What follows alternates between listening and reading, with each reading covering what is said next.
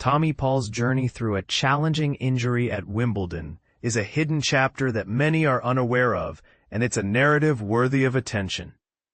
As he approaches the end of 2025, Paul aims to wrap up the year on a high note after experiencing a somewhat tumultuous season on the ATP Tour. Recently, he has announced his participation in an ATP 250 event scheduled for next month, signaling that he is on the mend following a period of inactivity due to injury. Immediately after the Wimbledon tournament, Paul found himself in a protective boot, raising concerns about his ability to compete in the US Open. With the clock ticking towards the year's end, his coach, Brad Stine, has provided some fascinating insights into the injury that nearly sidelined Paul during one of the year's most prestigious events, the last Grand Slam of the season. What many do not realize is that Paul's injury was more serious than it initially appeared. Just after his second-round exit at Wimbledon, where he suffered a defeat, he faced additional, significant challenges. Stine has shed light on the events that transpired during the tournament, explaining that while Paul was playing, he experienced intense foot pain that ultimately impacted his performance. During his matches, particularly the two 5-set encounters he had in Paris against Marton Fucsovics and Karen Khachanov, the pain was palpable. Stine remarked, "If you go back and watch the highlights from the match against Fucsovics, you can see just how hard Paul was fighting.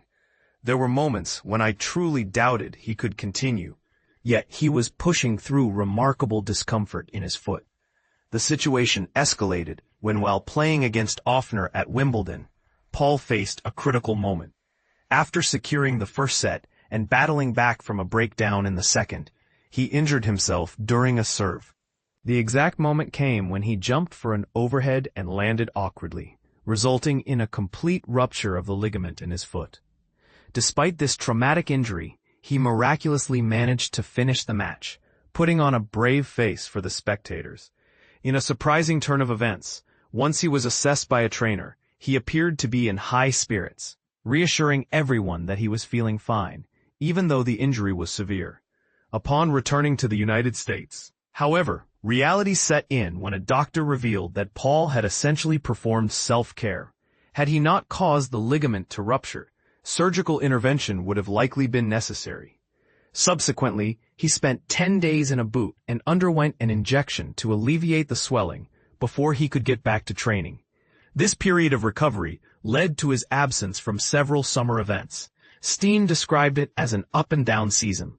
He reflected on his 6 years working with Paul, noting that they had never encountered such persistent injury struggles before.